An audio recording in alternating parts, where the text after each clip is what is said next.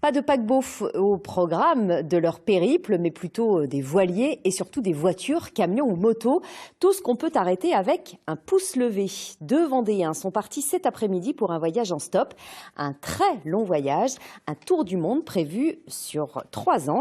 Élodie Soulard et Fanny Borius sont assistées au départ et à l'avant-départ, plein d'émotions. Je m'appelle Antonin, j'ai 22 ans, j'habite en Vendée en ce moment. Je pars faire le tour de la planète en stop. Et le grand départ, c'est aujourd'hui, avec Corentin, son compagnon de voyage autour du monde. L'idée est partie il y a 2 ans, autour d'un verre. Le projet a mûri et voilà, l'heure est aux dernières vérifications des sacs à dos. Le périple en stop doit durer 3 ans. Le stress monte peu à peu. Changer de continent, le but c'est pas prendre d'avion, c'est vraiment de prendre un voilier et de traverser l'Atlantique.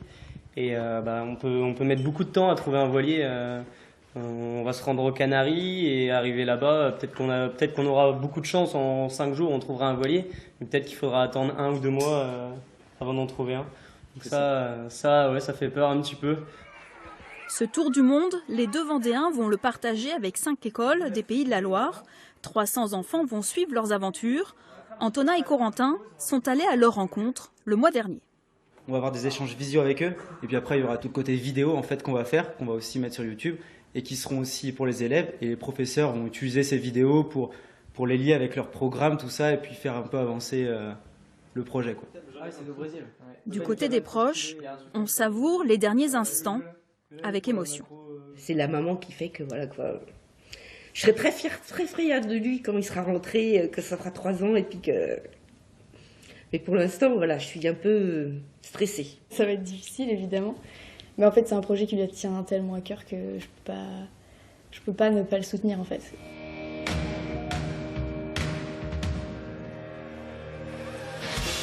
En route pour Nantes, lieu de départ, en compagnie des copains. Salut les aventuriers. On va commencer le stop. On va pas faire durer trop, on va pas trop faire durer les choses. Prochaine grande étape, arrivée jusqu'en Espagne. Derniers au revoir. Allez, gros bisous. C'est le début d'une belle aventure. Allez go. Vous faites quoi? Vous faites un tour du monde? Ouais, c'est ça. Donc là, t'es la première voiture à nous prendre. Formidable. Parce que c'est dans l'honneur de quoi que vous faites ça? Comme ça, c'est un voyage en groupe. Du coup, c'est pour faire le tour de la planète complètement, en stop. Ok. Et du coup, on le fait. On commence de Nantes. Et vous êtes de Nantes? De Vendée, on va dire, mais ouais, c'est ça. Ouais. Et du genre d'où France 3 ils vous suivent du coup on les a contactés. En fait, le truc c'est qu'on a un petit projet éducatif à côté, il y a des écoles qui nous suivent. Ouais. Du coup, ça les intéressait un peu plus aussi. Ok. Et voilà. Coco, du coup, qui est avec moi, là, il m'accompagne la première année. Ah ouais, des terres. 3 ans. En gros, la première année, le but c'est de faire toute l'Amérique du Sud. Ok. Et après. 73-25. Et puis si jamais vous passez par le Costa Rica, bah, vous me dites. Et puis là-bas il y a une petite maison, c'est au bord de la mer.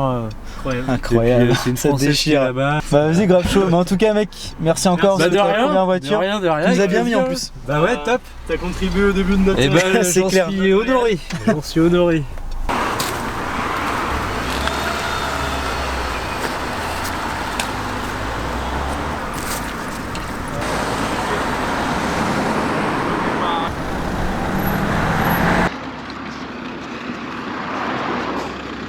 Salut. On aimerait aller direction Bordeaux. Super. Bah écoute, merci beaucoup en tout cas. Bon bah, t'es la 2e voiture qui nous a pris.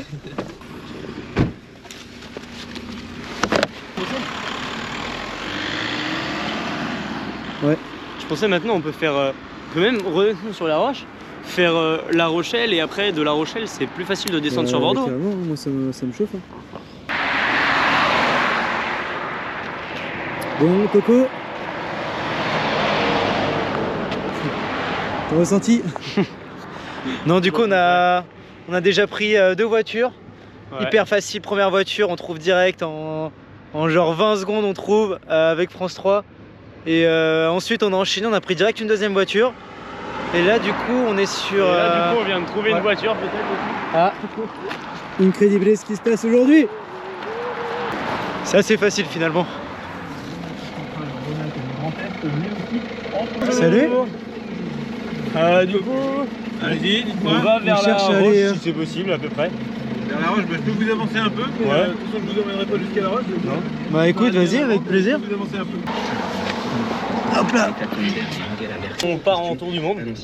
Voilà, On en fait un stop. tour du monde en stop. Et le départ, c'était Nantes. Donc là, Vous êtes juste au départ. Donc là, on est vraiment juste au départ. C'est le premier jour, c'est même la première heure en fait. Ouais, c'est ça. Super. Bah écoute, merci Merci, beaucoup. Loïs. Et puis, Merci. faites bon voyage.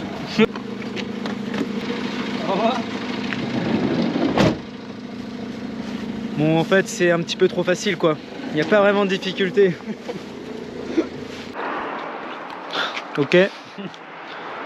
On vient de trouver notre premier plat dans la nature, en plein trek. Incroyable. Donc là, le but c'est de descendre jusqu'en Espagne. On veut pas trop passer par l'autoroute parce que ce serait un peu trop rapide. On veut un peu profiter d'être en France. Donc là, on est sur une petite départementale comme ça. Passage de la Boulogne. Assez sympathique. Et du coup, on va prendre notre temps tranquille et descendre comme ça. On va essayer de se faire inviter boire l'apéro, des petits trucs comme ça. Donc, on vous tient au jus. Ah là là là. Ça commence très très bien. Donc là, on a fait à peu près une petite heure de route sur la départementale.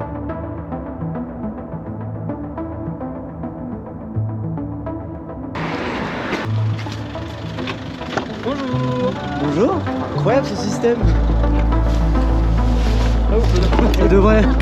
C'est juste, mais. Vous venez d'où comme ça? On vient du centre-ville de Nantes. Ah oui. Et vous allez où avec votre sac à dos? En Amérique du Sud. C'est ça. C'est vrai? Oui. On fait un tour du. Merci beaucoup.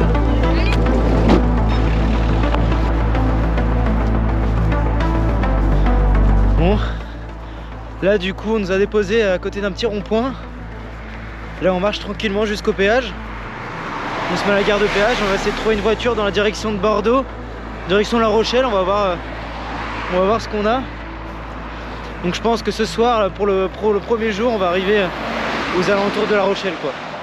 Non, mais Nel m'avait envoyé l'adresse. C'est encore en tout cas.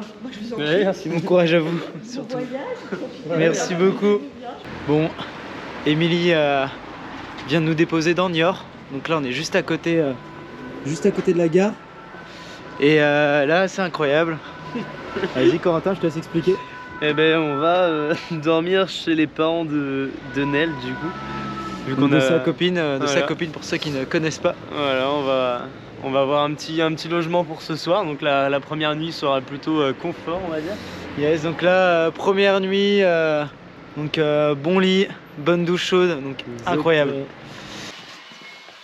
18h, ils sont à Niort. C'est clair. J'ai dit, je vais avoir un coup de téléphone. Allô Bah, on a Muriel, même est-ce qu'on peut venir manger? Bah ouais, parce que Ouais. je connais quelqu'un. Je connais quelqu'un. Gaël et Anaïs, ils sont restés à Nantes. Du coup là, première nuit dans un lit incroyable. Merci d'ailleurs pour le bon plan. Merci d'elle pour ce lit. On y est très bien d'ailleurs. Et du coup demain réveil assez tôt, on va essayer de partir dans la direction de Bayonne. Bayonne, on va changer de stratégie, on va plus prendre l'autoroute. On vous explique ça demain. Là, on va bien dormir parce que avec tout le stress de la journée, tout ça, c'était un peu compliqué. Donc là, on est vraiment trop bien quoi. Donc là, Ça va être une nuit posée. donc là, nickel. Du coup, bah à demain.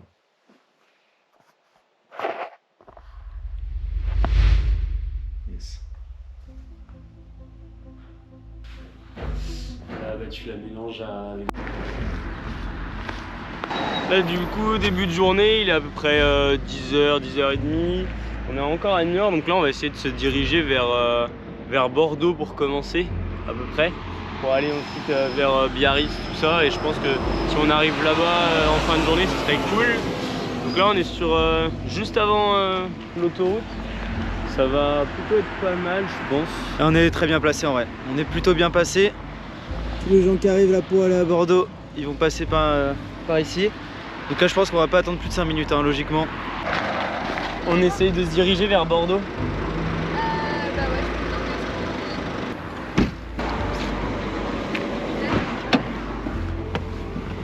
Est-ce que le petit Defender va s'arrêter pour nous? Bon, c'est génial. On vient de trouver notre voilier.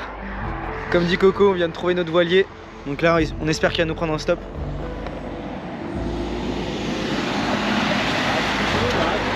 Notre premier voilier qui s'envole sous nos yeux.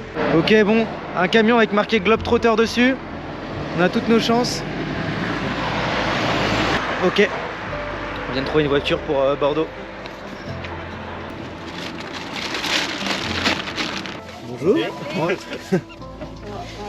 Alors moi, Corentin, moi Antonin. Ok. Et vous? Maïlis. Maïlis. Et Loélie. Et le fait de mettre à l'extérieur ce qui est à l'intérieur, ça va mettre en mouvement à l'intérieur en fait. Et ça va délouer à l'intérieur. D'une manière ou d'une autre. En fait. Puisque on vit ce qu'on vibre. Et donc si on vibre quelque chose de tendu, ben, on va aussi accueillir les événements de manière tendue.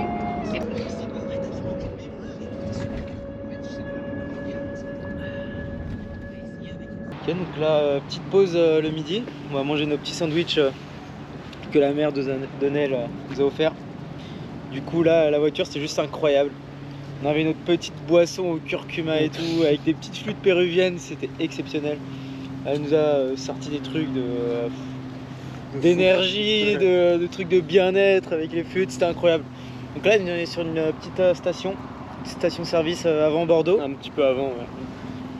Donc là, le but c'est de contourner Bordeaux et puis d'arriver directement vers Bayonne, un truc comme ça.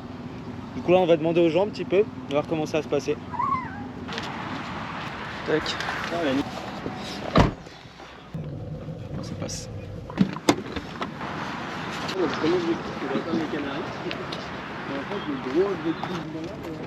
Merci beaucoup. Ouais, je veux savoir. Je veux connaître la suite. Bah heureusement quand même. C'est ça. Ah ouais, t'es là. Voilà. Je pars faire le tour du monde. Et ben impeccable.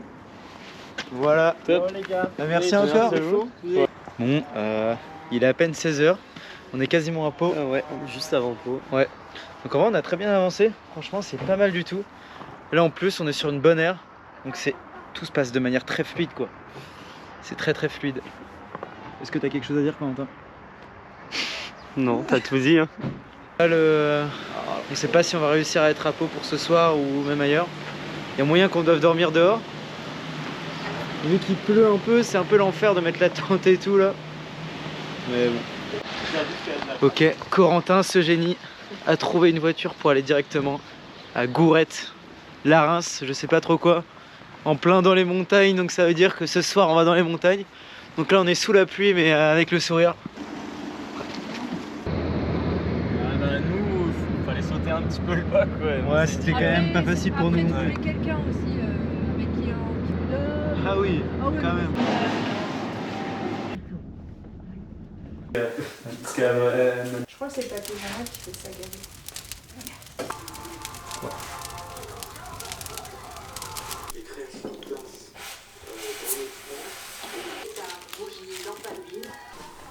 J'ai dit rando de la montagne verte, non, il a une crise d'urticaire. Ah. En plus, je l'ai motivé.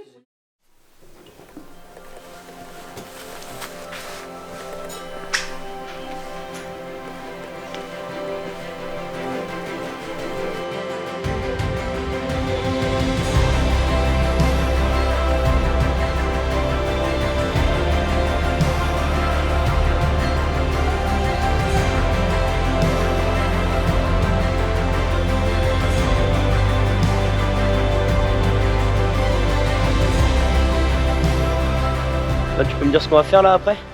Eh bien, on va voir une petite miellerie du village que nous a conseillé Émilie. Du coup là, on va se préparer vite fait, on va prendre le matos et puis on va aller voir. On va essayer de montrer un petit peu comment ça se passe chez eux. Et puis ça sera incroyable. Exactement. Puis moi, il faut que je m'achète du labello parce que j'ai les lèvres gercées et il y en a à la miellerie, donc ça va être top. Nickel. On va y aller avant le lever de soleil.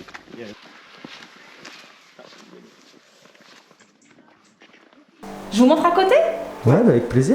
Allez. En phase hivernale, ben, elles mangent.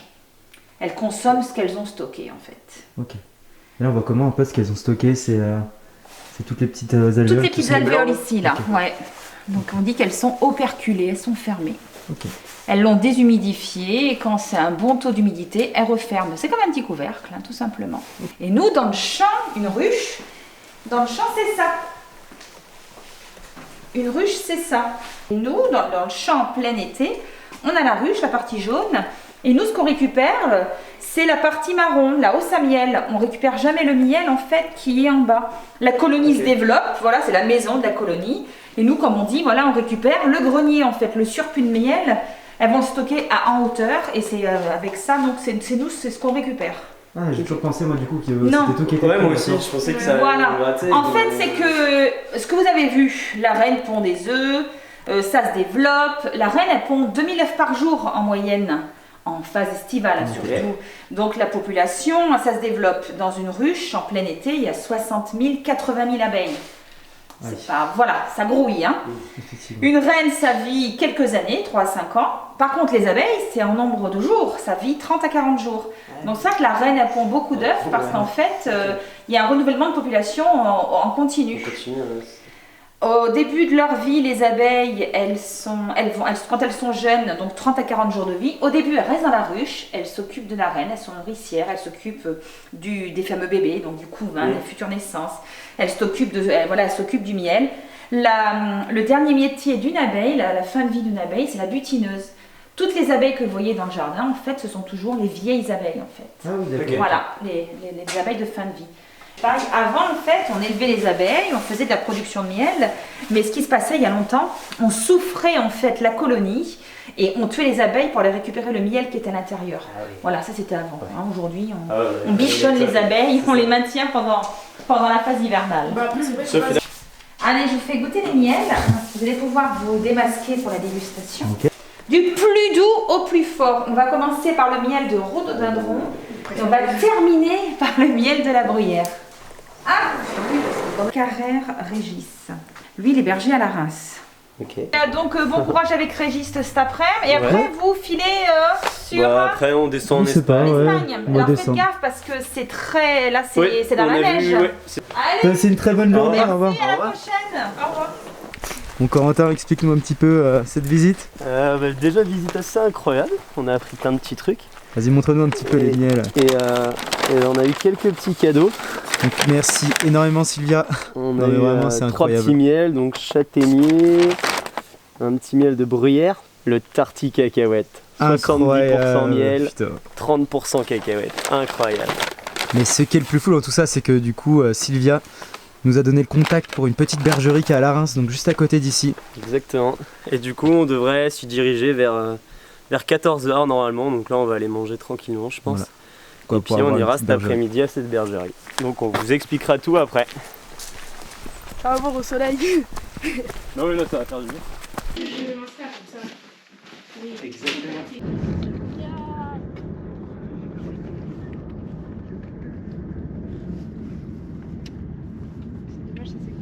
C'est vrai que c'est un premier plein de bonnes choses. Hein. Ouais. Bah, merci beaucoup. Bon bah allez Mathis. Salut. Allez, rentrez bien. On vient de quitter nos deux acolytes qui nous ont hébergés et tout. Du coup là on est à Intermarché, on va prendre un petit truc à manger. Et puis ensuite on va à la bergerie du coup que Sylvia nous a donné. Du coup là on va y aller. Je sais pas exactement où elle est.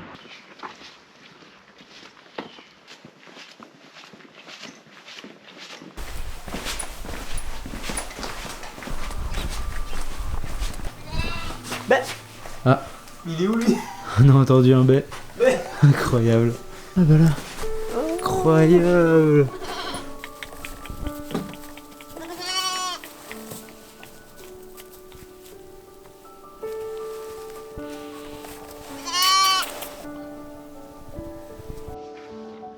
Qu'est-ce que tu veux?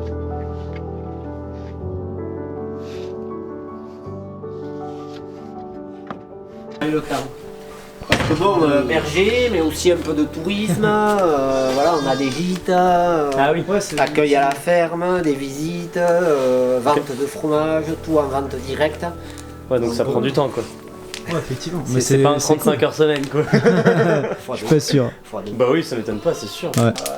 C'est choisi, hein. Moi je partais, mes parents voulaient pas, mon frère et moi, qu'on fasse ça, parce que c'était trop dur, la vie de paysan, voilà, on gagnait pas sa vie, ils voulaient toujours mieux pour nous, les parents veulent toujours mieux pour leurs enfants. Et puis à l'âge de 25 ans, j'étais en fac d'espagnol à Pau. Et en licence, j'ai dit, allez, moi je reprends l'exploitation. Mon père prenait la retraite, il n'y avait pas de reprise. Ouais, c'était votre papa qui était... Voilà, donc j'ai repris l'exploitation après, avant d'avoir fini ma licence. Voilà, par choix, parce que les montagnes, parce que les brebis, parce qu'on est indépendant, on fait un peu ce qu'on veut, et puis on n'a pas de chef, à part le troupeau, voilà, il faut nourrir. Elles belles quand elles ont faim. Mais Puis voilà, vu tous les matins. Et puis le cadre est pas mal quoi, on n'est pas trop emmerdé ici. En vacances pendant 3 ans.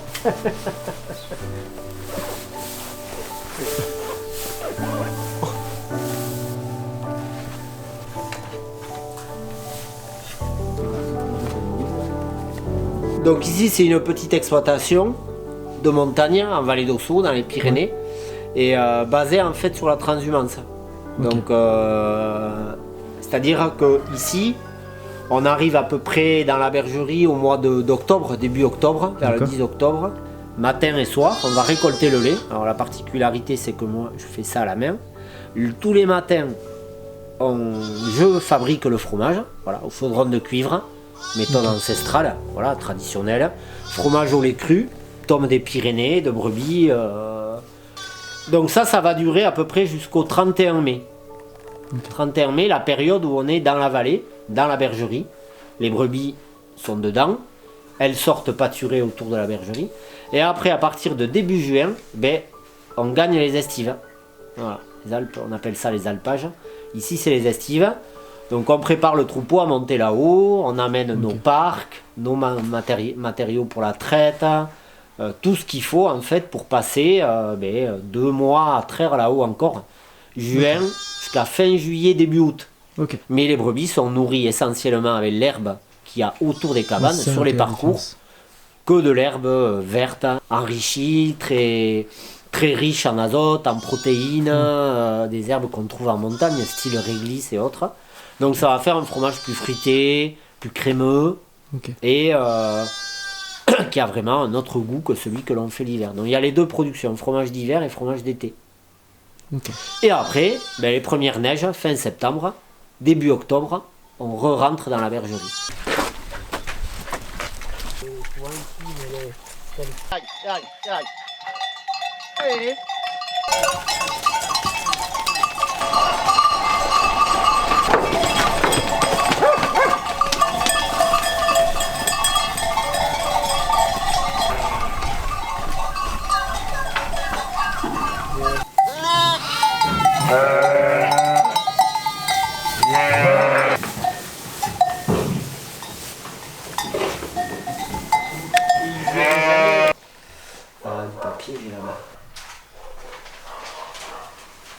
On va commencer dans de bonnes conditions. Voilà, c'est super qu'avec ça, on commencer.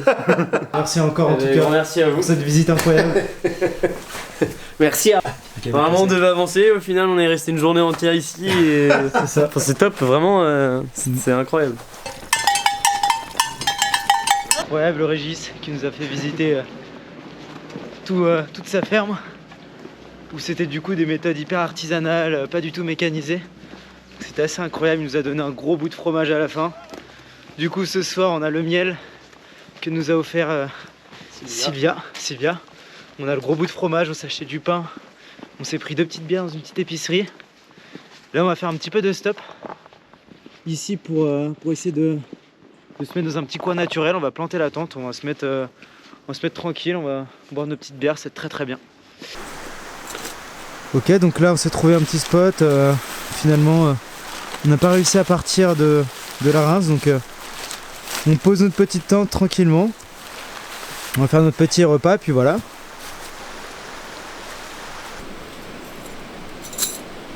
Chambre, ça fait.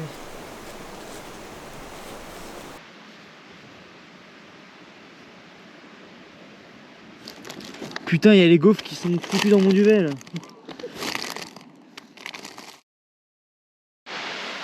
Donc voilà, ça c'est nos tentes après une première nuit. Bon, elles sont bien bombées. Ça c'est une technique austro-hongroise pour... Elles sont bombées mais vers l'intérieur. Donc vraiment c'est l'enfer ces tentes. Les pires tentes du monde.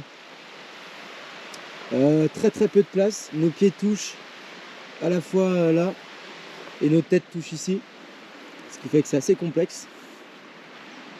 Mais voilà.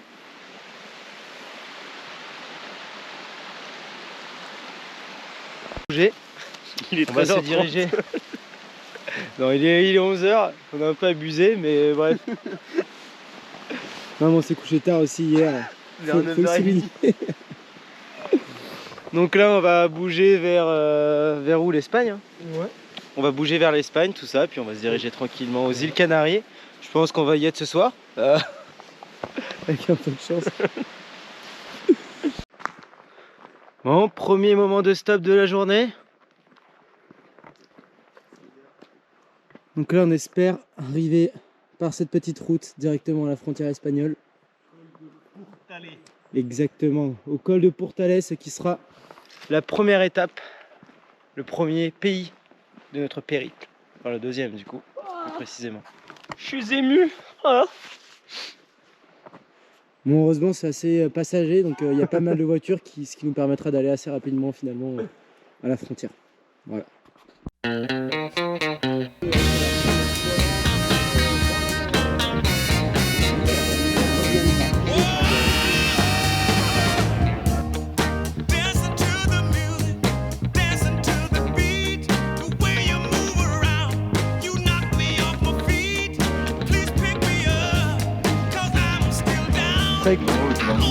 Merci beaucoup. Bon, on vient de quitter nos deux fidèles amis, assez exceptionnels. Sur la route, on s'est arrêté à un moment donné. On a vu des vautours, c'était incroyable. J'ai sorti l'objectif. Je vous mets quelques petites photos pour que vous puissiez voir. Et là, on va se mettre à un endroit où il y a un petit peu de neige et tout. On va faire quelques petites photos. Et puis là, juste devant, c'est l'Espagne. On est à... Ouais. Ouais. Regardez un peu tout à l'heure, on est à 0,1 on va dire. Voilà, il fait bien froid. Là, je vais mettre la doudoune, là, c'est terrible. Et ouais, 100 mètres et on est en Espagne. Je pense que ça va marquer la fin du premier épisode.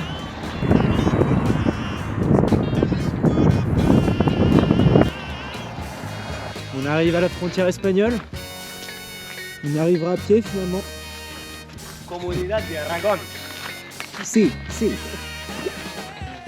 Bienvenidos a España.